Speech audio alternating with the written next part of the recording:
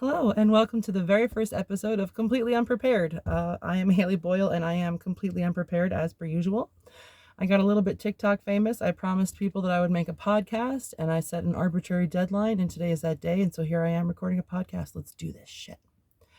I want to start off by saying that it is hot as balls in the studio today. The studio being the bedroom of my 26-foot Class C camper that I live in. And I always say hot as balls because that's the one thing as a woman I feel like I always have. Like, no matter how much feminism might screw me over, or the lack thereof, I should say, at least my gonads don't stick to my thighs when I'm sweating. Like, oh, maybe I've only had the right to vote for the last 100 years, but at least I don't have that whole ball sticking thing to deal with. So, got that. Don't talk to me about boob sweat. So I've set up a movie for the boy, and I'm here to talk to you guys. And I should remember that I have a camera rolling. I wanted to start at some sort of beginning since this is a first episode of a podcast. And because I am completely unprepared, I'm just going to just do it. No edits, no cuts, no retakes, no nothing. We're starting with the first boyfriend, guys. Now, I was 19 when I had my first boyfriend, and I realized that by pretty much any standards the world over, 19 is a little old for your first relationship, but Mama was a very awkward teenager. Looking back, honestly, it's possible that some boys actually did like me, and I just was too autistic to be able to receive that. Also, I was very used to being made fun of. I was like a poor kid and had to wear like hand-me-downs and stuff like that. So the very first time, the only time in high school that someone asked me out, I assumed he was kidding and I shot him down. Although looking back, he might have been serious, and he actually turned out to be a really awesome adult. So Scott Simpson, if you're listening to this, if your wife ever dies, you should totally call me. Anyway, I was kicked out of my parents' house when I was 17 years old because they said I stole my brother's car stereo, which was very confusing for me. It was Thanksgiving Day, and I was like totally in turkey mode and completely confused about why we were even talking about car stereos. Got put out in the snow, became homeless. That's not really part of the story. The point is, I eventually ended up in Sacramento, California, because I was homeless in New York, which is where I was born. And I was like dying on the streets, basically. It was January and I was starving and freezing by this point. And from what I'm told, this is the story that I got from my cousin. My dad signed up for a credit card. And because he signed up for a credit card, he got a free round trip ticket, a plane ticket to anywhere in the United States. Now, I've never had a credit card. I've never been that kind of person. So I'm like, is that real? Do you really just get like a plane ticket to anywhere? That's what you use a credit card for, isn't it? Whatever. I don't know how money works. I don't know. But he found my cousin because he had an inkling that she might know where I was, my street urchin ass. And she did. And she told me, she was like, hey, your dad has a plane ticket. And he said that our aunt that neither of us even really knew, out in Sacramento, said that you could come live with her. Apparently she was like fostering children and all this stuff. And she was like, yeah, send her to me. I know how to deal with these wayward teenage types, So me being frozen to death and having been living on like ketchup soup, cold ketchup soup, and I was I was so bad at being homeless. I was such a suburban teenager, watch Saved by the Bell and all that stuff. So me homeless was so ridiculous in the beginning. Like, oh my God, I had like a pair of Vans that I wore everywhere and like a big wool sweater instead of a jacket. And I lived in like the stairwell of a church down the block on a pile of dry leaves and would just like sit and shiver and eat ketchup. So I was not good at it. I was not good at it. If you're listening to this podcast and you're like, what's wrong with her voice? I am laying down to do this podcast. I am doing my very first episode of this podcast in a reclining position because I weigh nearly 300 pounds and I'm tired and a sole parent and exhausted. And if I have to support my own body weight as well as be creative, I think I'll die. So I'm not trying. Anyhow, where were we? So anyway, I was homeless, freezing to death. My aunt in Sacramento said I could come live with her, so I did.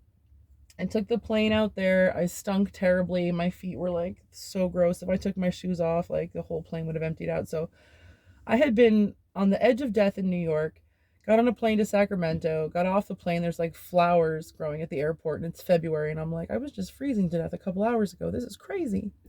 My aunt takes me to a mall because all my stuff is disgusting. And I have to like take a long bath so that my feet stop stinking from being like marinated in my own gross shoes and everything.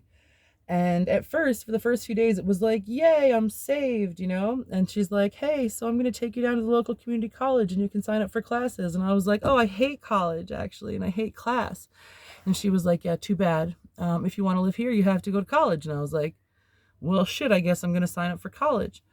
And then she was like, and PS, you need to get a job. And I'm going to bring you by this place that's always hiring that does like telephone customer service. And I was like, boo, but okay. So here's teenage me, not at all interested, but like, okay, fine, I'll play along. And they've got two foster kids at the time, both of them under 4. And I forget exactly how many show dogs. I think 2 show dogs and then like a kuvas. And if you don't know what a kuvas is, please Google that, because it's a little ridiculous, quite honestly. A kuvas is a specific kind of dog. It's a Russian breed. It's a guard dog. They're like these massive white dogs that aren't allowed to be bred until they kill a wolf and get a special collar. It's a whole fucking thing. Anyway, so I have now gone from being a homeless teenager to being responsible for like bathing and brushing these show dogs, laundering their towels, going with them to like dog training classes, brushing this kuvas that wants to kill me.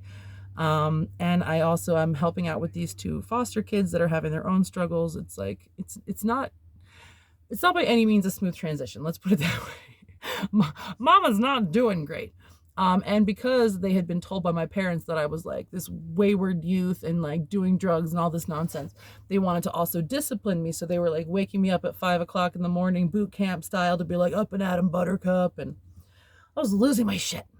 Honestly, the best part of my day was when I would get to go to work, because I worked at this customer service place. It was called Fortune 800, and it was a call center where people would call. And back in the day, when computers were still newish, there was a lot of these games that people would play that they were very serious about. And one of them was Buck Hunter. And if you've ever been to an arcade, you've probably seen it. It's a game with the big guns and you shoot a deer or whatever. I'm going to cough. I got to pause.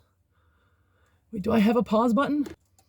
Okay, so anyway, I was working at Fortune 800. I was doing customer service over the phone, and we did customer service for games like Buck Hunter and Jumpstart, Leapfrog, like a bunch of games that were super popular at the time. So it was a very, very busy call center, and people would call in and they'd be like, listen, you're basically just going to send people to tech support or whatever. But me being me, I was like, I'm actually not. I'm going to troubleshoot them the best I can. And it turns out the best I could was pretty good. And so people would call up and I was supposed to refer them to tech support. And instead I'd be like, did you try using zeros instead of the letter O? And they'd be like, oh my God, you're a genius. So here's me, like this completely ridiculous teenager that reeks of marijuana, the star of this call center now in Sacramento. And I meet another me, basically. A teenage girl, same age as me, reeks of marijuana. This job is so easy for us that we could do it standing on our heads. And everyone thinks we're amazing, and we're taking like 2-hour lunch breaks and coming back drunk and doing just doing whatever we want. And I mean, this goes on for maybe a couple of weeks before they were like, you guys have to actually go to work if you want to work here. And we were like, turns out we don't. We want to go to raves. And gosh, it gets so convoluted at this point. See, she was like not from there. She was from Alaska, but her mom lived there and she'd grown up part of her life there. And she had this ex-boyfriend and he had all these friends, and like we kind of fell in with them, and they were all boys and they were all cute in their own way, like some kind of boy band. And we were like doing ecstasy all the time and eating mushrooms and hanging out all night and going to raves, even though we were underage. And that was when I became really good at hiding stuff in my bra. But still like super awkward. If any of those boys ever flirted with me, I had no idea that it was happening. It was completely in the dark. And we ended up basically getting ourselves kicked out. I got kicked out first. I got myself kicked out first, and I moved in with her and her mom across the street, basically. And her mom put us in the garage because she was like, y'all are not trustworthy. And we were deeply offended as teenagers. We were like, how dare you? But the fact was, we were not remotely trustworthy. We stole anything that wasn't nailed down and sold it for pot. And we were just the worst. The absolute worst. So here we are now, living in her mom's garage on lawn chairs, teenagers, and using her car to go into the city, because we're like in the suburbs of Sacramento, and we're going into the city to hang out with our friends and eat mushrooms and go to Dillon's Beach and trip balls all night. And I can't believe we all survived, quite honestly. And this was sort of like the height of rave culture, where like DJs were known, and you were like, oh my God, Nikki Fingers is my favorite DJ, and then they overdose and you'd cry about it. And like like it was a scene. It was a real thing. Like there was always something for us to be doing. There was always drugs to be had and always a rave to go to. So, and I mean, her mom got sick and tired of us after we had like basically this is so bad. We were coming up with like things we could do to torment her because we were taking it very personally that she didn't want us to like sell her heirlooms for ecstasy. And we were like, yeah, we could unplug the refrigerator, we could take all her forks, we could pull all the bristles out of her toothbrush or whatever. And I'm trying to remember, I think that what happened was my friend's car actually ended up breaking down one day we were in the city and we just didn't go home. I don't think she ever actually physically kicked us out. We just didn't go home. And I had like a trash bag of stuff that we put in my buddy's closet, and we just started living on the streets, like full on, sleeping in the crotch of a tree, eating whatever the people brought downtown, and the volunteers would bring us to eat and all that stuff. Hanging out at the shelter. And at first we were kind of like, it was a rough awakening. Like we went in with like that chip on the shoulder, but within the first 2 nights we were like, what the hell are we doing? This is crazy. Because we didn't know how to be homeless. So at first, here we are in Land Park. Now, if you know anything about Sacramento, Land Park is like the nice area. It's where you can get your fancy cheeses and everybody recycles. And there's a big park and there's a zoo and a golf course. And we were literally sleeping on this golf course on a piece of cardboard we got from the fancy cheese market. We didn't know what to do. And like drunk frat boys would come by at night and be like, that looks comfy, let's hang out. And we'd be like, get away from us, we're trying to sleep. We got to wake up with the sun. And we didn't know where to go to the bathroom. We didn't know how to do anything.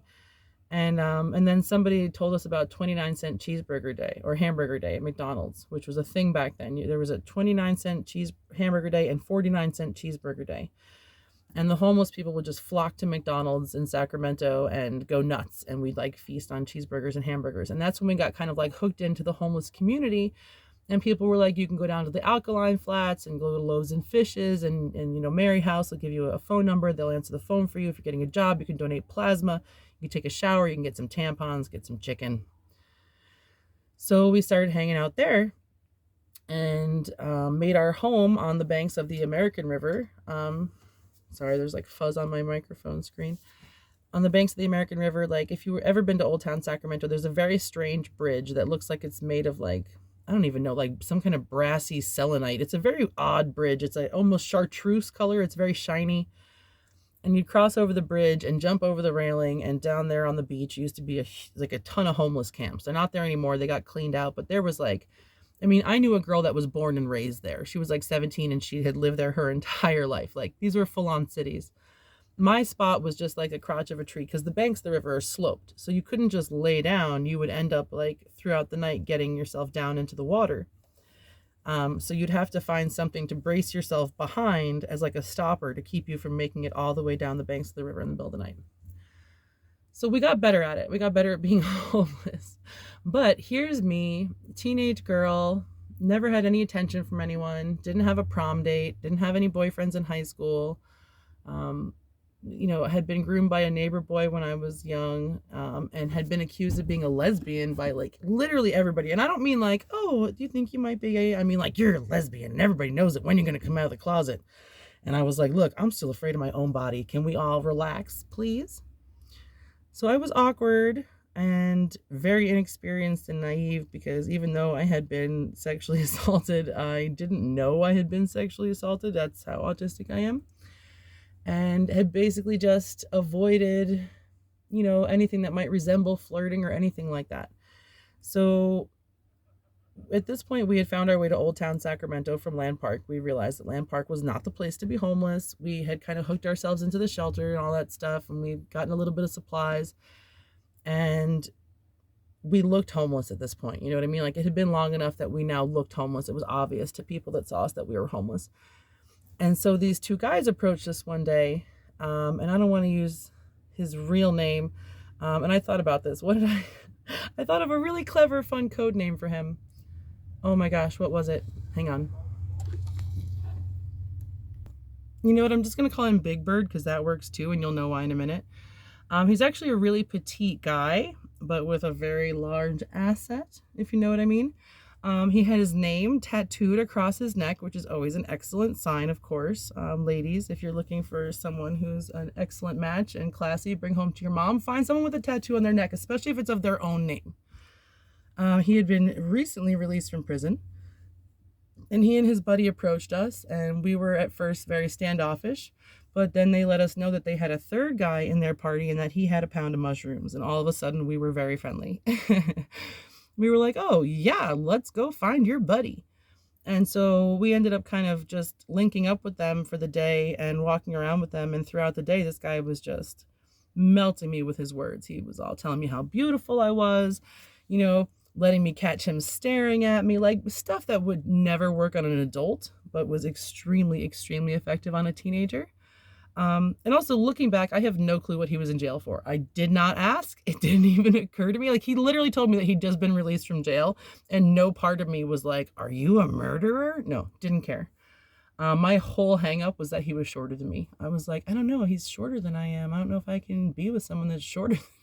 Here we are, two homeless people, looking for another homeless person so that we can get some mushrooms from him. And I was like, I don't know if we can be together because you're short. So that's where my priorities were.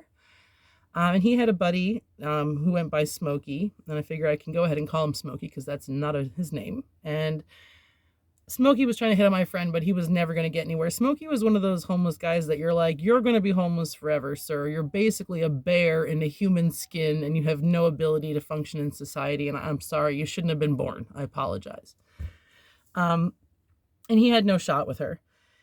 But we had decided that since we couldn't find this guy with the mushrooms, that we were going to go down to the train yard, because we were brilliant, and hop a train to San Francisco. Why not, right? We'd been to San Francisco before. They got great clam chowder. It's going to be a hoot. So we go down to the train yard at night, and we are so smart, and we're like, here's what we got to do. We got to walk down behind the fence next to the train tracks and find a place where the tracks bend, because that way the freight train will have to slow down so it doesn't go off the rails, and it'll be going slow enough that we'll be able to like jump on and just ride the train in San Francisco. And we're like fully committed to this idea. We are going to ride the rails like some sort of classic Disney film. It's happening. And so we hike down there. It's nighttime. We sneak out behind the fence and we're all crouched down against the fence, like waiting for a freight train. And at this point, I said, like, this guy is like laying it on thick with the flirting, and we start making out, and my friend's like making fun of us but egging me on, and I'm like loving the attention. I feel beautiful, I'm a princess, everything. And we're sitting down, so I'm like not noticing how short he is. And who shows up but the transit cops, and they like shine their flashlights in our faces, and they're like, what are you guys doing? And they're like, we're like, nothing, leave us alone. And they're like, hey, just so you guys know, some guy tried to hop a train earlier today and he was unsuccessful and he died. His head like basically got smashed like a melon and he's dead. And we were like, oh, okay, useful information, officer. Thank you so much. And being thoroughly shaken by that, we were like, fuck. And so they actually guided us back to the station. They made us get out of we were trespassing. So they made us go back to the station, and we all kind of sat down, and we were pretty sure that that guy was their friend with the mushrooms. And so the mood was pretty sour. We were like, okay, our plans are dashed. Our friend is probably dead. The mushrooms are out of the fucking question. We're out of cigarettes. We're out of pot. And I had this Roxy watch that my mom had bought me at Pacific Sunwear because I'm a big bitch and I can't wear any of the clothes at Pacific Sunwear, but I could get a watch. So back in high school, you know, when I had been good or whatever, my mom had bought me this Roxy watch, and it had 2 alarms, and I had one set for 4:20 p.m. and one for 4:20 a.m. So we're sitting in our sad little circle at the train station, not knowing what the hell we're going to do next. My 4:20 alarm starts going off.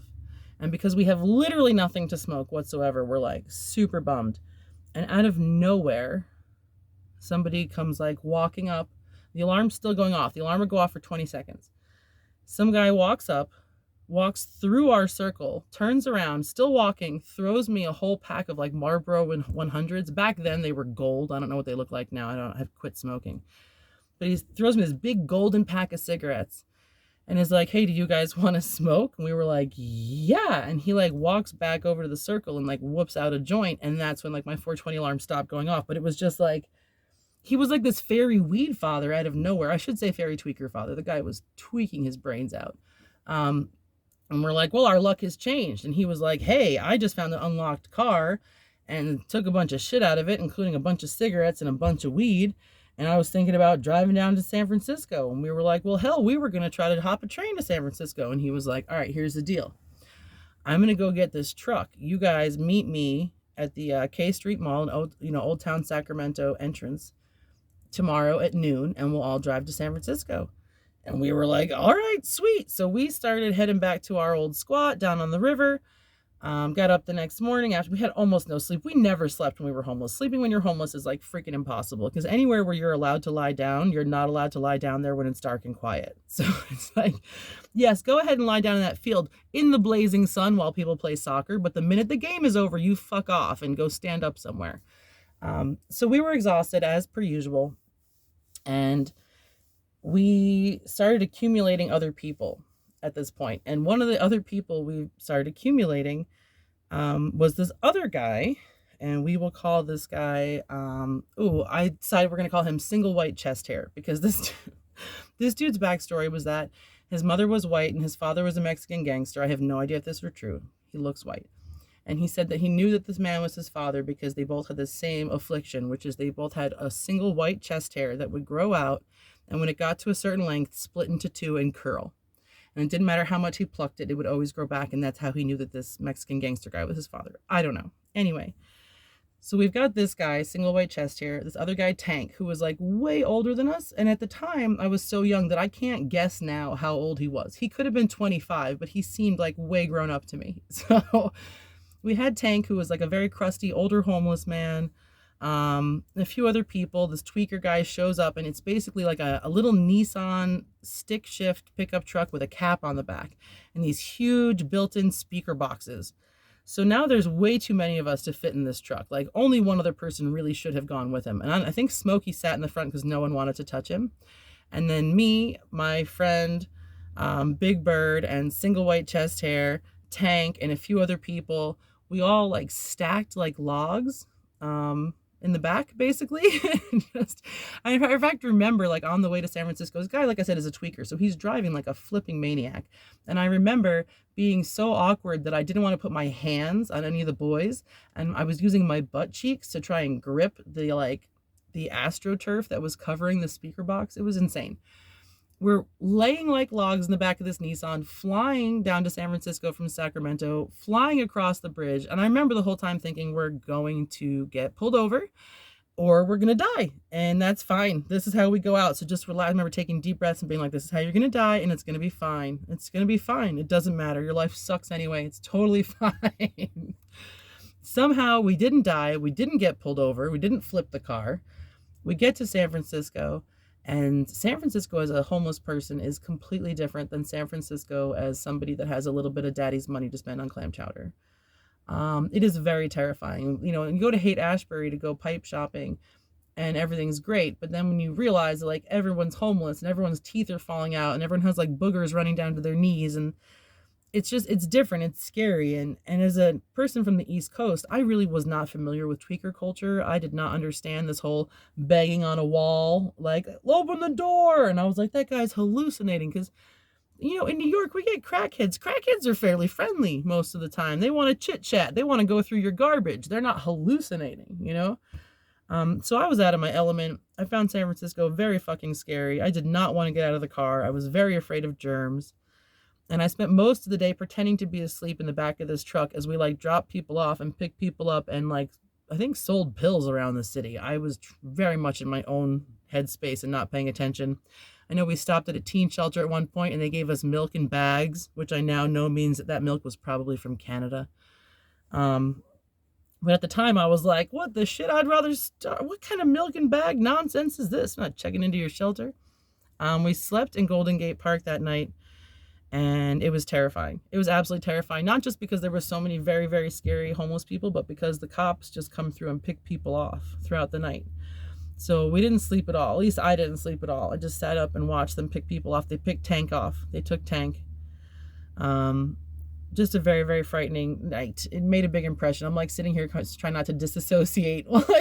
I'm like, Haley, you're recording a podcast. You can't disassociate. No dead air. Stay on track here. It was a very, very, very scary night in San Francisco. And we went back to Sacramento the next day. And by this point, my friend and single white chest hair had sort of like struck something up, which was natural. They were both absolutely gorgeous. Two really beautiful human beings. And so now she's got single white chest hair and I've got Big Bird. We've ditched Smokey and we've got like this foursome going. And single white chest hair is like, hey, I know where we can find a trailer that I was evicted from, but nobody moved in yet, and we can probably get some sleep in there. And me, again, being naive and autistic, I was like, yes, sleep. Everybody but me understood that we were going there to have sex. We all took a bunch of acid that single white chest hair happened to have in a Visine bottle, which involved him squirting it into his mouth and then me making out with him and my friend making out with him. So very effective. Definitely should have been a red flag. Oh, so many things should have been a red flag. So he takes us to this trailer and we break in and there's no electricity. It's pitch black, which is probably for the best because if I had seen it, I probably would have been terrified and run away. And they basically, single white chest hair and my friend find a little patch of clear floor near the back, and me and Big Bird find a patch near the front. And we get snuggled up and he basically gives me this speech about how he's just been released from prison and men have needs. And I'm totally not following. I do not understand what he's getting at all. And then I can hear my friend and single white chest hair are doing it. And I'm like, there is grown-up things happening here and I am not prepared for this. And he was like, we could do that too. And I told him, I was like, I only ever did this one time and it wasn't like for fun, like it just hurt and there was bleeding and then it was over and I don't know what I'm doing and I'm scared and all this stuff. And he was like, so sweet. And he was like, don't worry and you're going to love it and blah, blah, blah. And so I laid on my back and he got on top of me and he started, I'm sorry, this poor man, when I think about this, and I'm like, I know that most people hearing this are like, oh my God, this ex-con seduced this child. But here's how this man starts to have sex with me. And I'm like, you gotta stop. I think I have to pee. And he's like, no, babe, you don't have to pee. That's what it feels like. And I was like, no, you gotta stop. I gotta pee. So I get up and I go to pee and I'm like hovering over this toilet in this camper. And nothing comes out, and so I go back and we start again, and I'm like, no, you gotta stop. I gotta pee. And he's like, no, you don't. Like, that's what it feels like. And he's being so patient. And like I said, this man is just fresh out of prison, has not touched a woman. I don't know how long. He's been following me around for almost 48 hours, being respectful, complimenting me, carrying my stuff, like putting up with my weirdness, looking at trees and pretty leaves that I see, all this stuff. He's finally inside me and I keep making him stop because I think I have to pee. So it's like 5 or 6 times later that I'm like, you gotta stop. I gotta pee. And he's like, listen, I promise you don't have to pee. And even if you do, if you go ahead and pee on me, that's fine. Well, that was it for me. I was like, I can't do this. That's just disgusting. I don't know why you would even say something like that. Like, oh my God, that's gross. And so he's starting to get a little frustrated. Like I can feel that he's getting a little frustrated, but he's still trying to be super nice. And the other couple has now finished what they're doing. Like their festivities have come to a close and they're like giggling and making fun of me and making fun of him. And we all end up kind of falling asleep. We haven't slept in days. We're sitting there in the dark, somewhere comfortable. We all pass out. At first light, we wake up to somebody banging on the door. And when I tell you, I have never felt fear like this. Like I grew up in an abusive household, okay? And I've had some pretty scary shit happen to me. I've been in some accidents and whatnot. The fear I felt when this man pounded on the door was something completely new to me. The adrenaline that shot through my body, I was up like you would not believe. And I remember he managed to open the door with like three like punches, and the door opened and light poured into the room, and single white chest hair stands up and he's completely naked. He's got a huge heart on. So now he's standing there with just this giant dick flapping in the wind. And there's my friend pulling the blanket up over her. I'm dressed because I'm a prude and there's no way I was going to lay around naked. And so single white chest hair stands up, like jumps up and slams the door again and locks the bolt.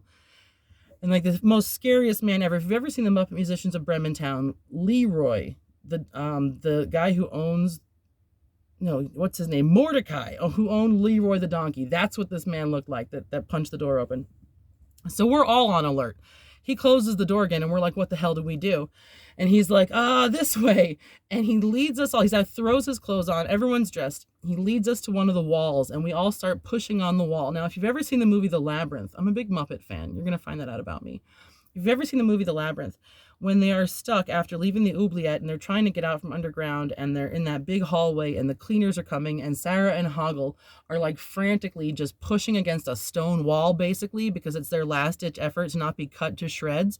That was us. 4 of us just rocking with all of our weight, all of our might against this wall of this camper, and it's moving. I'm rocking the camper right now. I'm in a trailer and I'm so excited. I'm rocking it and we're rocking against it and we're throwing our weight into it and we're screaming, and he's banging on the door and he's telling us the cops are coming and we can hear more footsteps and we can hear yelling and we can hear walkie-talkies, and all of a sudden this wall gives and just falls out and all 4 of us fall flat on the ground, jump up and just run for all we were worth. Now keep in mind, homeless Haley had exactly 1 pair of shoes, and that pair of shoes was a pair of white pleather Converse 1-star flip-flops.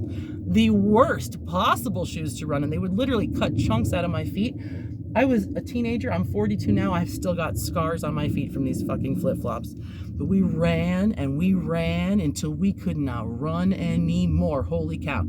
I thought my legs were going to fall off. And we got out of there. And we all met up at what we called the 420 wall, which was down by the end of the train tracks in Old Town Sacramento there. And we decided that we were going to have some couples time alone. And so single white chest hair and my friend went off to do their thing, and me and Big Bird went off to do our thing, and he knew of a spot where we could probably lie down and have some privacy, and so he took me there and we had a lovely evening. We had first gotten like some food somehow. I don't remember exactly how that day, but a lot of times we would do things like sing on street corners and then take that money over to Carl's Jr. and get a Famous Star and cut it up 4 ways, like $1.09 with tax. It was pretty awesome. So me and Big Bird are like in this clearing that he knew of, and there was some bubble wrap and some blankets and stuff that we could lay down on, and the sun was going down, and he was very intent on finishing business. I was exhausted, and not only was I tired when this whole thing started, but after that experience, I was emotionally exhausted. That was super traumatic, super scary, and I had been running, and I am a big bitch. I don't run. Running's not my jam. So he gets me all like comfy and tucked in or whatever, and then he starts undressing me and he decides he's going to go down on me. Now that I'm an adult, I very much appreciate when a man goes downtown. I truly do. It's one of my favorite things. But as a teenager, I could not wrap my head around why anybody would want to do that. I was like, look, that thing looks like a turkey bagel with a beard. Why would you put it in your mouth? So I was very, very awkward and basically just trying not to think about what was going on while he was doing that. And I fell asleep. This was the first time I fell asleep while someone was performing oral sex on me, but not the last. So please make a note of that. But I guess that ticked him off. So the next morning when I woke up, he was sitting there like staring at me. And it was scary because I immediately knew something was wrong. And I was scared because we were alone. And I was still undressed. And so I started to get dressed and realized that I had just like a huge, huge, huge bruise on my thigh. It was like a massive hickey. And it scared me because it was so ugly and so big and so dark, and I was like, oh my God. And he was like, yeah, that's what you get for falling asleep. And for like the second time in 24 hours, I was like more scared than I'd ever been in my life. Because I was like, what's going to happen? Like, is he going to kill me? Is he going to rape me? And I just apologized and avoided eye contact. And he eventually just gave me his hand and stood me up. And we just walked away. And we walked back to where we would meet up with everybody else. And I was like quiet and ashamed and didn't know what to do. And was feeling really off balance. And everything was really weird. And he approached me just as like it was dusk that day. We basically spent the day standing around socializing with other homeless kids and stuff. And he approached me at dusk because I remember exactly what the trees looked like, because there was a little bit of yellow in the leaves with the sunlight shining through them at that angle. And he told me that he wanted to break up. And I told him that I understood. And even though I was really, really relieved, I was also kind of sad, you know? I got dumped. But yeah, and I never saw him again after that. He and Smokey disappeared, and that was that. Never saw him again.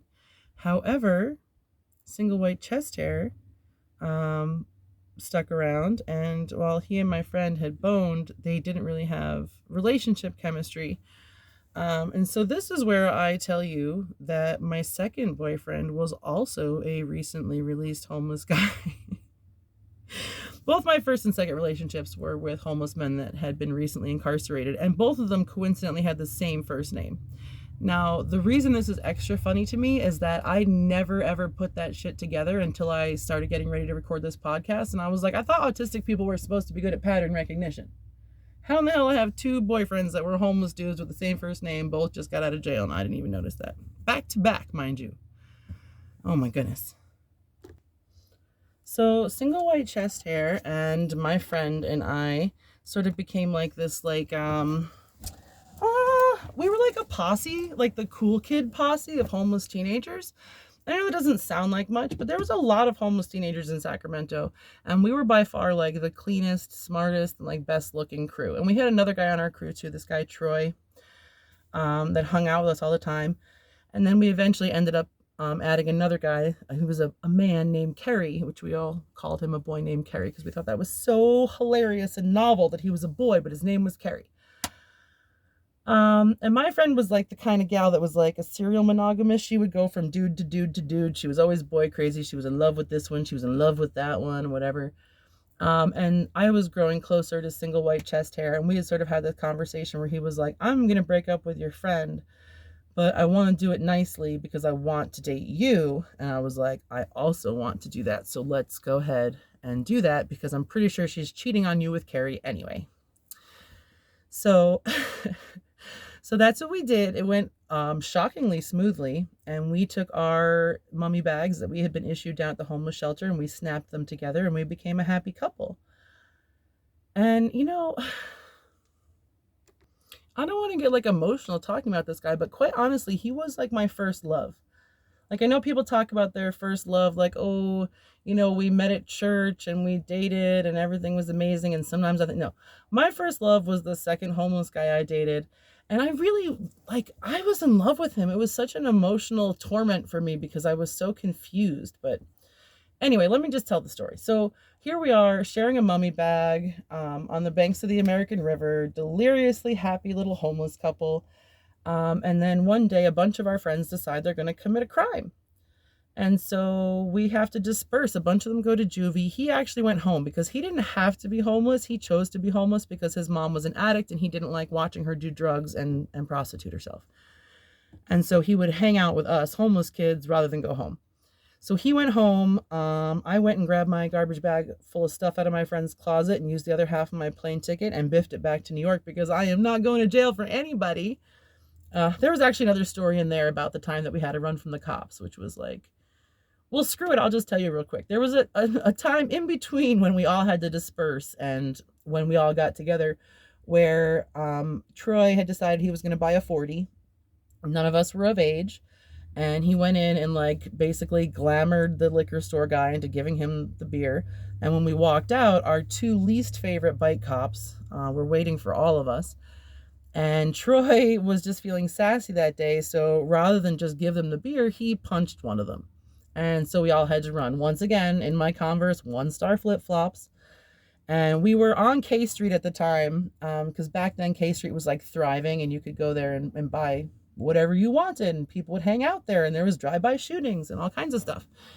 And we ran all the way to 8th and O and hid in this courtyard. And I was like hiding under a bench for probably a full day, scared to death that I was going to jail. But it was interesting because a few years ago, I was back in Sacramento to do a show. And I was driving around town and I got to this intersection and I saw this bench and I was like, man, that bench looks so familiar. And then I realized that I was at 8th and O and I was like, oh my God, that's the bench that I hid from the cops. How did those idiots not find me? Cops are dumb. Anyway, skipping back to after our friends robbed like the photo mat and we all had to disperse because the cops were looking for all of us. He went home. I went back to New York. And my parents had an 800 number back then because they didn't like when we called collect, and my mom didn't like to give us quarters. So she had badgered my father to the point that he installed an 800 number so that we could call home. And then they never got rid of it, basically. And so I had given it to my homeless friends, like, I'm going to be at my parents' house. And got to New York, and my parents were like, well, you can't live here. That's not happening. So I ended up renting the neighbor's basement, getting a job at a pizza place, and saving up to fly my homeless boyfriend to New York to live with me, which I did and was deliriously happy until he started immediately fighting with my landlord, and we got kicked out within a couple of days. And we're back to living in the stairwell that I lived in when I had first become homeless. And I basically was working all day, and I had bought a car and we started living in my car. And so I was at work all day and I thought he was at work all day. And then I found out that he hadn't been at work all day. What he'd been doing was when I went to work in the morning, he was going and hanging out with my friend's little sister and cheating on me all day in my hometown, which for some reason just really, it still really rubs me the wrong way. Like, you don't fly into somebody's hometown and then cheat on them with their childhood friend. Like, what the hell kind of tacky bullshit is that? Um, he started hanging out with a bunch of my friends and making it weird. And like, I don't know, I found out, I basically told him to get out, kicked him out. I ended up getting an apartment. He ended up losing my Doc Martin sandals because one of my other friends took him out on a jet ski, which I was like, you never took me out on a jet ski, Garrett. He became like a drug dealer, I guess. I don't know. I cut ties with him.